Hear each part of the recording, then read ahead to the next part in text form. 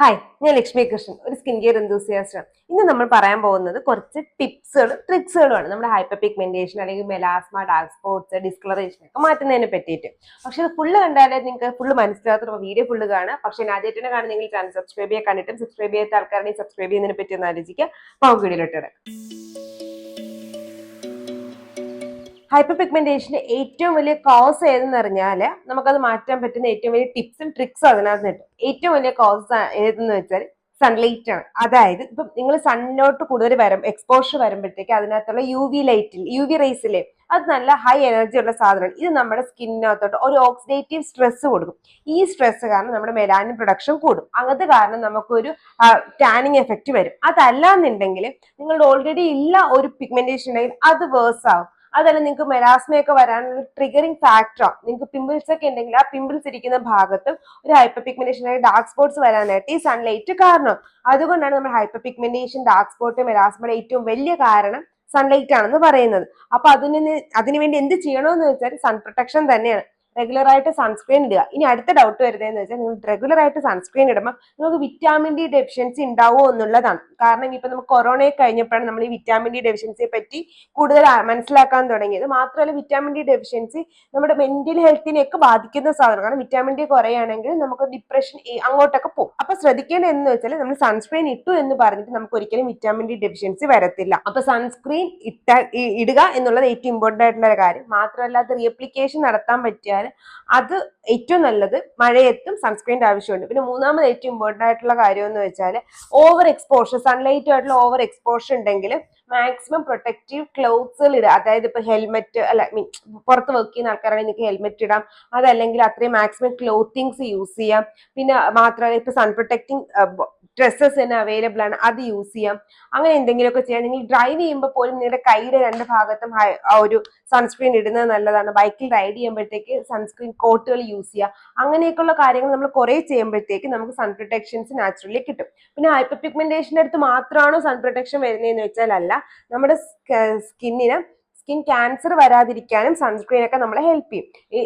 Even though നമുക്കൊരു western കൺട്രീസിന് അത്രയും നമുക്ക് അഫക്റ്റ് ചെയ്യത്തില്ല. കാരണം എന്ന് വെച്ചാൽ നമ്മുടെ ഫുഡിൽ അതിൻ്റെതായിട്ടുള്ള ആന്റി ഓക്സിഡൻസ് ഒക്കെ ഉണ്ടെങ്കിലും അവരുടെ അത്ര ഇന്റൻസിറ്റി ഇല്ലെങ്കിൽ അതിന് ഇച്ചിരി ഒരു പടിക്ക് താഴെ നമ്മളെയും ഈ സൺ അഫക്റ്റ് ചെയ്യുന്നതാണ്.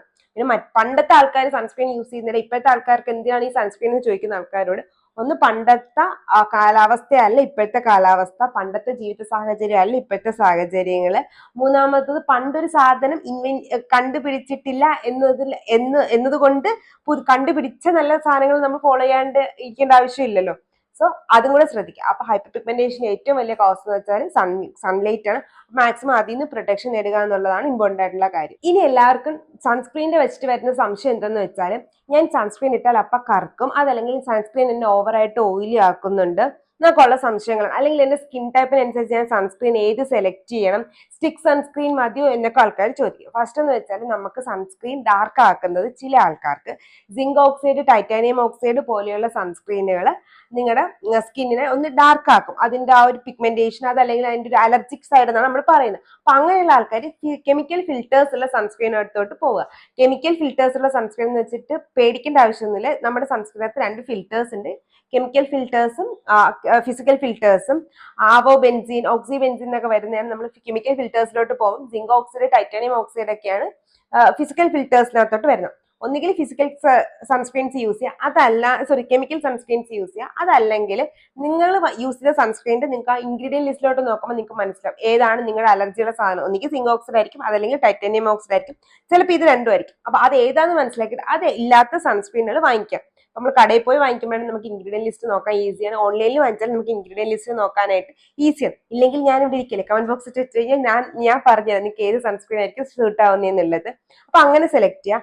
അടുത്തെന്ന് വെച്ചാൽ നിങ്ങളുടെ ഓയിലി സ്കിൻ ആണെങ്കിൽ മാക്സിമം ജെൽ ബേസ്ഡോ മാറ്റ് ബേസ്ഡോ ആയിട്ടുള്ള സൺസ്ക്രീൻ സെലക്ട് ചെയ്യുക. കാര്യം എന്തെന്ന് വെച്ചാൽ ജെൽ ടൈപ്പ് സൺസ്ക്രീനും ഓയിലി സ്കിൻകാർക്കാകുമ്പോൾ നമ്മൾ ഓവറായിട്ട് ഓയിൽ പ്രൊഡക്ഷൻ അല്ലെങ്കിൽ ക്രീമി ടൈപ്പ് സൺസ്ക്രീൻസ് യൂസ് ചെയ്യുമ്പോൾ നമ്മുടെ ഫേസ് വീണ്ടും ഓയിലിയോ ക്രീമിനകത്തുള്ള ഓയിൽ കൂടെ നമ്മുടെ ഫേസിലോട്ട് വരും. അപ്പൊ അത് കാരണം നമുക്ക് വീണ്ടും നമ്മളിപ്പോ മുഖത്ത് ഒരുപാട് എണ്ണ തേച്ച് നിൽക്കുമ്പോൾ കറുപ്പ് തോന്നിക്കത്തില്ലേ? എക്സാക്ട്ലി അതുപോലെയാണ് നമ്മൾ ഓയിൽ കണ്ടന്റ് കൂടുതലുള്ള സൺസ്ക്രീൻ ഇടുമ്പോൾ നമ്മുടെ മുഖം ഒന്ന് കറുക്കും. അടുത്തത് നിങ്ങൾ നോക്കേണ്ടത്, നിങ്ങൾ ഇച്ചിരി ഒരു ഡാർക്ക് ഷെയ്ഡിലോട്ടുള്ള ആൾക്കാരാണെങ്കിൽ വൈറ്റ് കാസ്റ്റ് ഇടുന്ന സൺസ്ക്രീൻസ് യൂസ് ചെയ്യുകയാണെങ്കിൽ നമ്മുടെ സ്കിന്നിന് അതൊരു ഗ്രേഷ് കളർ ആക്കും. അത് കാരണം നമുക്കൊരു ഡാർക്ക്നെസ് തോന്നാനുള്ള ചാൻസ് കൂടുതലാണ്. അടുത്ത നിങ്ങൾ നോക്കേണ്ടത് എന്തെന്ന് വെച്ചാൽ സൺസ്ക്രീൻ ഇടുമ്പോൾ പെട്ടെന്ന് വിയർക്കുക എന്നുള്ളത്. അത് നമുക്ക് ചിലപ്പോൾ കെമിക്കൽ ഫിൽറ്റേഴ്സ് ഉള്ള സൺസ്ക്രീൻ അല്ലെങ്കിൽ ഭയങ്കര ഹെവി ആയിട്ടുള്ള സൺസ്ക്രീൻ ഇടുമ്പോഴാണ് നമുക്ക് ആ ഒരു വിയർപ്പ് വരുന്നത്. അപ്പൊ അങ്ങനെയുള്ള സൺസ്ക്രീൻസ് മാക്സിമം അവോയ്ഡ് ചെയ്യാനായിട്ട് നോക്കാം. പിന്നെ ഓരോരുത്തരുടെയും സ്കിൻ ടൈപ്പിനനുസരിച്ചുള്ള സൺസ്ക്രീനിന്റെ ഒക്കെ ലിങ്കുകൾ ഞാൻ കമന്റ് ബോക്സിൽ പിൻ ചെയ്തേക്കാം. അപ്പൊ നിങ്ങൾക്ക് പെട്ടെന്ന് വാങ്ങിക്കാനായിട്ട് ഈസി ആവും. ഞാൻ ഓരോന്നും എടുത്ത് പറയുന്നില്ല, കാരണം നമ്മൾ ഓൾറെഡി സൺസ്ക്രീനെ പറ്റി ധാരാളം പറഞ്ഞിട്ടുണ്ട്. ഞാൻ ഐക്കാർഡിൽ അതിന്റെ ഒരു പ്ലേലിസ്റ്റ് തന്നെ കൊടുക്കാം. അപ്പൊ അതൊന്ന് ശ്രദ്ധിക്കുക. അപ്പൊ മനസ്സിലായി സൺസ്ക്രീൻ എങ്ങനെയാണ് വാങ്ങിക്കേണ്ടത്. നോർമൽ സ്കിൻകാർക്കും ജെൽ ടൈപ്പ് സൺസ്ക്രീൻ വാങ്ങിക്കാം. ഡ്രൈ സ്കിൻകാർ കുറച്ച് ക്രീമി ടൈപ്പ് സൺസ്ക്രീൻ വാങ്ങിക്കുന്നതുകൊണ്ട് കുഴപ്പമില്ല. രണ്ടാമത്താണ് പോസ്റ്റ് ഇൻഫ്ലമേറ്ററി ഹൈപ്പർ പിഗ്മെന്റേഷൻ. അതായത് നമ്മുടെ സ്കിന്നിൽ എന്തെങ്കിലും ഇൻഫ്ലമേഷൻ ഉണ്ടെങ്കിൽ, നിങ്ങൾ ഇൻഫ്ലമേഷൻ എന്ന് കേട്ടിട്ട് പേടിക്കേണ്ട. അതായത് നമ്മുടെ മോക്കുരു ഒരു ടൈപ്പ് ഇൻഫ്ലമേഷൻ, അതല്ലെങ്കിൽ നിൽക്കുന്നെങ്കിൽ ചൊറിച്ചില്, അതല്ലെങ്കിൽ അലർജിക് റിയാക്ഷൻസ്, അതല്ലെങ്കിൽ എന്തെങ്കിലും മുറിവ്, അതല്ലെങ്കിൽ ബേൺ പൊള്ളല്, ഓക്കെ, അങ്ങനെ എന്തെങ്കിലുമൊക്കെ ഉണ്ടെങ്കിൽ, അതല്ലെങ്കിൽ എക്സിമ, അതല്ലെങ്കിൽ അലർജിക് റിയാക്ഷൻസ്, അതല്ലെങ്കിൽ നമ്മുടെ മോക്കുരു, മുറിവ്, കട്ട്, ബേൺ, ഇതെന്തെങ്കിലും ഉണ്ടെങ്കിൽ ഇതൊക്കെ ഒരു ഇൻഫ്ലമേഷനിലോട്ട് നമ്മുടെ ബോഡിയെ വിടും. അത് നാച്ചുറലാണ്, ഹീലിംഗ് പ്രോസസ്. ഈ ഇൻഫ്ലമേഷൻ നമുക്ക് ഹൈപ്പർ പിഗ്മെന്റേഷനിലോട്ട് ട്രിഗർ ചെയ്യും. അതായത് നമ്മളിപ്പോ ഒരു സ്ഥലത്ത് വീണ് മുറിഞ്ഞു കഴിഞ്ഞാൽ ആ മുറിവ് ഉണങ്ങുമ്പോൾ നമുക്കൊരു പിഗ്മെന്റേഷൻ വരത്തില്ലേ? കാരണം ഉണങ്ങുന്നതിന്റെ ഭാഗമായിട്ടുള്ളതാണ് ഈ ഒരു സംഭവം. വീണത് കൊണ്ടാണ് നമുക്ക് ആ ഹൈപ്പർ പിഗ്മെന്റേഷൻ വന്നതെന്ന് അറിഞ്ഞൂടെ? അതുപോലെ നിങ്ങൾക്ക് അറിയാത്ത കുറെ റീസൺസ് കാരണം നിങ്ങൾക്ക് ഹൈപ്പർ പിഗ്മെന്റേഷൻ വരാം, ഈ ഇൻഫ്ലമേറ്ററി റീസൺസ് കാരണം. അപ്പൊ ഏത് റീസൺ കൊണ്ടാണ് നിങ്ങൾക്ക് ഹൈപ്പർ പിഗ്മെന്റേഷൻ വന്നതെന്ന് നോക്കാം.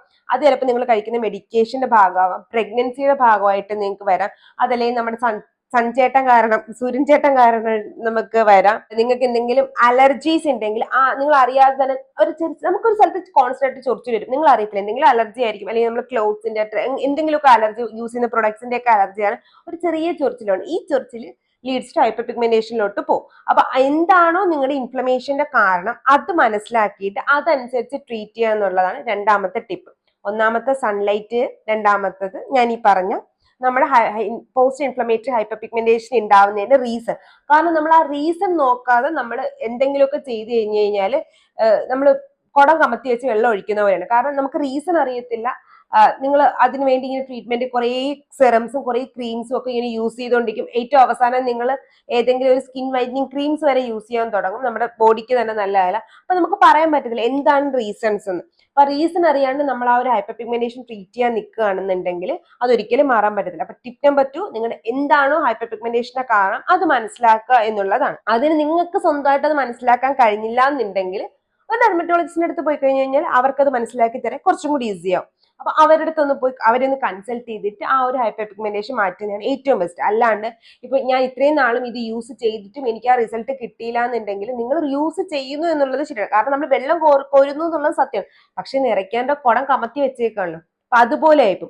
അപ്പം എന്തായാലും നിങ്ങളെ ഇൻഫ്ലമേഷന്റെ റീസൺ മനസ്സിലാക്കാം, അതനുസരിച്ചിട്ട് ട്രീറ്റ് ചെയ്യുക എന്നുള്ളതാണ് ടിപ്പ് നമ്പർ 2. ടിപ്പ് നമ്പർ 3യും ടിപ്പ് നമ്പർ 2 ആയിട്ട് ഒരു ചെറിയ ബന്ധമുണ്ട്. എന്തെന്ന് വെച്ചാൽ ഇപ്പൊ ഞാൻ നേരത്തെ പറഞ്ഞേ നമുക്കൊരു ഇൻഫ്ലമേഷൻ ഉണ്ടെങ്കിൽ അത് നമുക്ക് ഹൈപ്പർ പിഗ്മെന്റേഷനിലോട്ട് ലീഡ് ചെയ്യുന്നു. പക്ഷെ ഇതിന്റെ ഇന്റൻസിറ്റി നമുക്ക് കൂട്ടാൻ പറ്റും. അതായത് നമ്മളായിട്ട് അറിയാണ്ട് കൂട്ടും. എങ്ങനെയാന്ന് വെച്ചാൽ മോക്കുരു വന്നാൽ അത് പൊട്ടിക്കുമ്പോൾ, അതല്ലെങ്കിൽ അത് അവിടെ വെറുതെ ഇരിക്കുന്ന കാണുമ്പോൾ നമുക്ക് സഹിക്കാൻ വയ്യ, നമ്മൾ തൊട്ടൊക്കെ ഇരിക്കുന്ന സമയത്ത്, അതല്ലെങ്കിൽ നിങ്ങൾക്ക് എന്തെങ്കിലും മുറിവുകൾ, അതല്ലെങ്കിൽ ബേൺ, അതല്ലെങ്കിൽ ഒരു കട്ട്, അല്ലെങ്കിൽ ഒരു ചൊറിച്ചിൽ, ഇതിനെയൊക്കെ നമ്മൾ ഒരുപാട് ഡിസ്റ്റർബ് ചെയ്യുമ്പോഴത്തേക്ക് ഈ ഇൻഫ്ലമേഷൻ കൂടും. ഈ കൂടുന്നത് കാരണം നമ്മുടെ സ്കിന്നിൽ അതിന്റെ ഇന്റൻസിറ്റി കൂടും. അപ്പൊ ഹൈപ്പർ പിഗ്മെന്റേഷൻ കൂടും. ഇപ്പൊ മുഖത്ത് തന്നെ ആവണമെന്നില്ല, കാലിലായാലും അങ്ങനെയാണ്. ഇപ്പൊ എന്നെ എക്സാമ്പിൾ എടുക്കുകയാണെങ്കിൽ എനിക്ക് കോളേജിലൊക്കെ പോകുമ്പോൾ ഷൂ ഒരുപാട് നേരം ഇടാൻ പറ്റത്തില്ല. പക്ഷെ ഞാൻ പഠിച്ചു വെച്ചിട്ട് എനിക്ക് ഷൂ ലൈക്ക് സ്ക്രബ് ഇടുമ്പോൾ നമ്മൾ ഷൂ ഇടും. അപ്പൊ ഷൂ ഇട്ടപ്പോഴത്തേക്കും അത് തട്ടി തട്ടി തട്ടി എനിക്ക് കാലിൽ നല്ല ചൊറിച്ചിൽ വന്നു. അപ്പം ഈ തട്ടൽ കൊണ്ടാണ് എനിക്ക് ആ ചൊറിച്ചിൽ വരുന്നതെന്ന് അറിയാം, പക്ഷെ ഞാൻ നോക്കിയില്ല. കുറച്ച് ദിവസം കഴിഞ്ഞിട്ട് ഞാൻ നോക്കിയപ്പോഴാണ്, 3-4 ദിവസം ശ്രദ്ധിച്ചില്ല, 4ാമത്തെ ദിവസം നമ്മൾ ലൈക്ക് കോൺസ്റ്റന്റ് ആ ചെറിയ ചെറിയ പിഗ്മെന്റേഷൻ വന്നിട്ടുണ്ടായിരുന്നു. അപ്പോഴും നമ്മൾ ശ്രദ്ധിക്കില്ല. എന്നാലും ഇന്റൻസിറ്റി കൂടുമ്പോഴാണ് നമ്മൾ ശ്രദ്ധിക്കുന്നത്. അപ്പോഴാണ് ഞാൻ മനസ്സിലാക്കിയത് എനിക്ക് ആ തട്ടൽ കാരണം ഒരു ചൊറിച്ചിൽ വന്നു, അത് കാരണം എനിക്ക് അവിടെ ഒരു പാടായി എന്നുള്ളത്. പിന്നെ ആ ചൊറിച്ചിലിന്റെ ഇന്റൻസിറ്റി കൂടി. അതുപോലെയാണ് ഞാൻ പറഞ്ഞത്, നിങ്ങൾക്ക് എന്തെങ്കിലും അലർജിക് റിയാക്ഷൻ ഒക്കെ ഉണ്ടെങ്കിൽ നമ്മൾ ശ്രദ്ധിക്കാതിരുന്ന് അത് നമ്മൾ ഇന്റൻസിറ്റി ആ ഒരു ഫാക്ടറികൾ കൊടുത്തോണ്ടിരിക്കുകയാണെങ്കിൽ അതിന്റെ ഇന്റൻസിറ്റി കൂടും. അതായത് നമ്മൾ ചൊറിയാണെന്നുണ്ടെങ്കിൽ അത്, അല്ലെങ്കിൽ തട്ടലാണെങ്കിൽ അത്, അങ്ങനെയൊക്കെ ആകുമ്പോൾ നമ്മൾ ഇന്റൻസിറ്റി കൂടുമ്പോഴത്തേക്കും നമുക്ക് പിന്നെ പിടിച്ചെടുത്ത് അത് നിക്കത്തില്ല. അപ്പൊ അങ്ങനെയൊക്കെ ആയപ്പോ എനിക്ക് സ്റ്റിറോയിഡ്സ് എടുക്കേണ്ടി വന്നിട്ടുണ്ട് ഡെർമറ്റോളജിസ്റ്റിനെ പോയി കണ്ടിട്ട്. സോ അതുപോലെ നിങ്ങൾക്ക് എന്തെങ്കിലുമൊക്കെ ഒരു സാധനം ഉണ്ടെങ്കിൽ, ഇപ്പം അല്ലെങ്കിൽ നമ്മളിപ്പോ മുഖത്തോ കയ്യിലോ എവിടെയെങ്കിലും മുറിവ് വന്നെന്ന് വെച്ചോ, ഈ മുറിവിനെ നമ്മളിങ്ങനെ പൊട്ടിച്ച് കളയാ, പൊരി വരുമ്പോൾ നമുക്ക് പൊളിച്ച് കളയാനായിട്ട് ഭയങ്കര ഇഷ്ടം ഉണ്ടായിരിക്കും. അപ്പൊ ആ പൊളിച്ച് കളയുന്നിടത്തോളം കാലം അവിടെ ഇങ്ങനെ ഒന്നുകിൽ ഹൈപ്പർ പിഗ്മെന്റേഷനോ അല്ലെങ്കിൽ ഹൈപ്പോ പിഗ്മെന്റേഷനോ, അതായത് ഒന്നുകിൽ അവിടുത്തെ കളർ കൂടി വരും, അതല്ലെങ്കിൽ അവിടെ ഒരു വെള്ള പാടായിട്ട് നിൽക്കും. ഹൈപ്പർ പിഗ്മെന്റേഷൻ നമുക്ക് എന്തെങ്കിലും ചെയ്തത് കുറയ്ക്കാം. ഹൈപ്പോ ആയി കഴിഞ്ഞാൽ പിന്നെ അതൊന്നും ചെയ്യാൻ പറ്റത്തില്ല, ആ ഒരു വെള്ള കളർ ഇങ്ങനെ അവിടെ തന്നെ നിൽക്കും. അപ്പൊ എന്ത് ചെയ്യണമെന്ന് വെച്ചാൽ എന്തെങ്കിലും ഒരു ഇൻഫ്ലമേറ്ററി റിയാക്ഷൻസ് നിങ്ങളുടെ ഫേസിലോ ബോഡിയിലോ എവിടെയെങ്കിലും ഉണ്ടെങ്കിൽ മാക്സിമം അതിനെ ഡിസ്റ്റർബ് ചെയ്യാതെ അവിടെ ഇടുക എന്നുള്ളതാണ്. ടിപ്പ് നമ്പർ 3, ഇൻഫ്ലമേഷൻ ഉണ്ടെങ്കിൽ അത് അവിടെ തന്നെ വെറുതെ വീഴുക, ട്രീറ്റ്മെന്റ് എടുക്കുക എന്നുള്ളതാണ് ഏറ്റവും നല്ല കാര്യം. ചെറിയ മുറിവൊക്കെ ആണെങ്കിൽ മരുന്ന് കെട്ടിവെക്കുക, ചൊറിയാനും പിടിക്കാനും ഒന്നും പോകരുത്. ബേൺ ആണെങ്കിൽ അതനുസരിച്ച് ട്രീറ്റ് ചെയ്യുന്നതാണ് ഏറ്റവും ബെസ്റ്റ്. അപ്പോൾ 3 മനസ്സിലായില്ല. ഫസ്റ്റ് നമ്മുടെ സൺസ്ക്രീൻ, രണ്ടാമത്തത് ഇൻഫ്ലമേഷൻ കാരണം ഉണ്ടാകുന്ന എന്തുകൊണ്ടാണോ ഹൈപ്പർ പിഗ്മെന്റേഷൻ വരുന്ന ആ റീസൺ കണ്ടുപിടിച്ചിട്ട് അത് ട്രീറ്റ് ചെയ്യുക. ടിപ്പ് നമ്പർ 3, ഉള്ളതിനെ ചൊറിയാതെ പിടിക്കാതെ അവിടെ വെറുതെ നിർത്തുക. 4ാമത്തെ ട്രിക്ക്. ഈ ട്രിക്ക് ഞാൻ പറയുമ്പോൾ നിങ്ങൾ എന്നെ ഞെട്ടും, നീയാണോ ഇത് പറയുന്നതെന്ന്. ഹൈഡ്രോക്വിനോൺ പേടിക്കേണ്ട ആവശ്യമില്ല, യൂസ് ചെയ്യണം എന്നാണ് ഞാൻ പറയുന്നത്. പക്ഷേ ആ പക്ഷിയാണ് ഏറ്റവും ഇമ്പോർട്ടൻ്റ് ആയിട്ടുള്ള കാര്യം.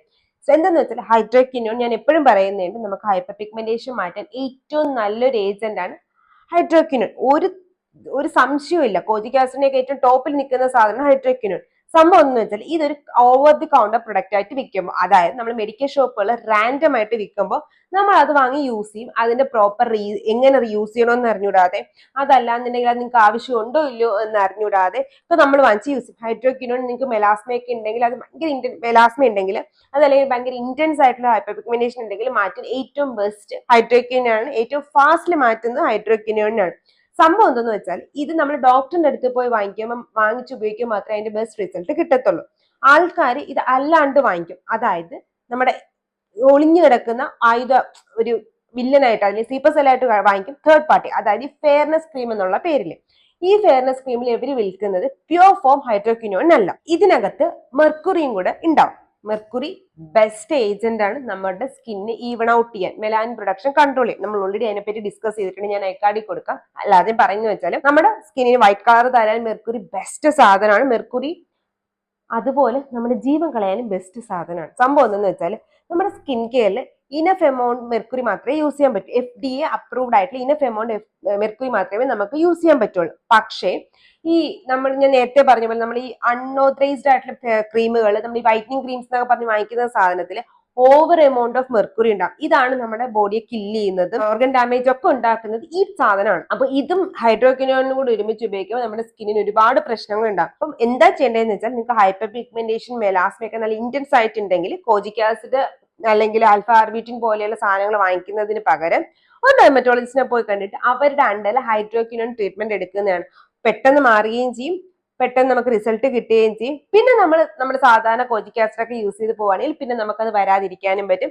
മാത്രമല്ല ഈ ഫെയർനെസ് ക്രീം ഉപയോഗിക്കുന്ന പല ആൾക്കാരും ഹൈഡ്രോക്വിനോണിൻ അതിനകത്തുണ്ട്, മെർക്കുറി അതിനകത്തുണ്ട് എന്നും പോലും അറിയാതെ അവർ സൺസ്ക്രീൻ പോലും ഇടാതെ പുറത്തിറങ്ങി അതിൻ്റെതായിട്ടുള്ള സൈഡ് എഫക്ട്സ് വാങ്ങിക്കുകയും ചെയ്യും. കാരണം ഒരു പരിധി വരെ നമുക്ക് വൈറ്റ്നസ് കഴിഞ്ഞു കഴിഞ്ഞാൽ അത് നമ്മളെ പിന്നെ കറുപ്പിക്കാൻ തുടങ്ങും. നമ്മുടെ സ്കിൻ ബാരിയർ ഡാമേജ്, ഒരുപാട് കുരു വരും, നമ്മുടെ സ്കിന്നിന്റെ തിക്നെസ് കുറയാൻ തുടങ്ങും. വെയിലത്ത് ഇറങ്ങുമ്പോൾ തന്നെ നമ്മുടെ ഫേസ് ഭയങ്കര റെഡിഷ് ആയിട്ട് മാറും. നമുക്ക് ഓവർ ഗ്രോത്ത് ആവും, നമ്മുടെ ഹെയർ മുഖത്ത് ഓവർ ഗ്രോത്ത് ആവും. അങ്ങനെ പല സൈഡ് എഫക്ട്സും ഇത് കാരണം ഉണ്ടാവും. അപ്പൊ അത് വരാതിരിക്കാനാണ് ഞാൻ പറയുന്നത്, ഹൈഡ്രോക്വിനോൺ യൂസ് ചെയ്യാൻ നിങ്ങൾക്ക് താല്പര്യം ഉണ്ടെങ്കിൽ ഡോക്ടറിന്റെ അടുത്ത് പോയി വാങ്ങിക്കാം. പക്ഷെ റാൻഡം ആയിട്ട് പോയാൽ ഹൈഡ്രോക്വിനോൺ എടുക്കാനെന്ന് പറഞ്ഞിട്ട് പോയി ഒരു ഡോക്ടറും തരാൻ പോകില്ല. നിങ്ങൾക്ക് അതിൻ്റെതായിട്ടുള്ള റീസൺ ഉണ്ടെങ്കിൽ, അതായത് മെലാസ്മ, അതല്ലെങ്കിൽ അത്ര ഇന്റൻസ് ആയിട്ടുള്ള ഹൈപ്പർ പിഗ്മെന്റേഷൻ ഉണ്ടെങ്കിൽ ഡോക്ടർ തരാനും പോകുന്നുള്ളൂ. 5ാമത്തെ ടിപ്പ്, പ്രോപ്പർ ആയിട്ടുള്ള ഇൻഗ്രീഡിയന്റ് യൂസ് ചെയ്ത് ഹൈപ്പർ പിഗ്മെന്റേഷൻ മാറ്റുക എന്നുള്ളതാണ്. അതായത് നിങ്ങൾക്ക് ഞാൻ നേരത്തെ പറഞ്ഞ പോലെ നമുക്ക് ഒരുപാട് പ്രശ്നം ഉണ്ടെങ്കിൽ ഡോക്ടറിനെ കാണുക, അവരുടെ ട്രീറ്റ്മെന്റ് എടുക്കുക. അതല്ല നിങ്ങൾ നോർമൽ സ്കിൻ കെയറിലോട്ടാണ് പോകുന്നതെങ്കിൽ ഏത് ഉപയോഗിച്ചാൽ നിങ്ങളുടെ hyper pigmentation, melasma, dark spot മാറ്റും എന്ന് ആദ്യമേ മനസ്സിലാക്കുക. കാറ്റഗറൈസ് ചെയ്യുകയാണെങ്കിൽ ഫസ്റ്റ് ഞാൻ ഹൈഡ്രോക്വിനോണിൻ ഒരിക്കലും പറയത്തില്ല. ഫസ്റ്റ് നമ്മുടെ കോജിക് ആസിഡ് യൂസ് ചെയ്യാം, അല്ലെങ്കിൽ നമ്മുടെ ആൽഫ ആർബിറ്റിൻ യൂസ് ചെയ്യാം, അതല്ലെങ്കിൽ നമ്മുടെ അസലിക് ആസിഡ് യൂസ് ചെയ്യാം, അതല്ലെങ്കിൽ നമ്മുടെ ട്രാൻഎക്സാമിക് ആസിഡ് യൂസ് ചെയ്യാം, അതല്ലെങ്കിൽ നമ്മുടെ ഗ്ലൈക്കോളിക് ആസിഡ് യൂസ് ചെയ്യാം. ഇത് 5ന്റെയും പറ്റി ഞാൻ ഓൾറെഡി ഡീറ്റെയിൽഡ് വീഡിയോ ചെയ്തിട്ടുണ്ട്. ഞാനൊരു ഒരു പ്ലേലിസ്റ്റ് ആക്കി ഐക്കാർഡിൽ കൊടുക്കാം. ഇത് 5 യൂസ് ചെയ്ത് കഴിഞ്ഞാൽ നമുക്ക് പോകും.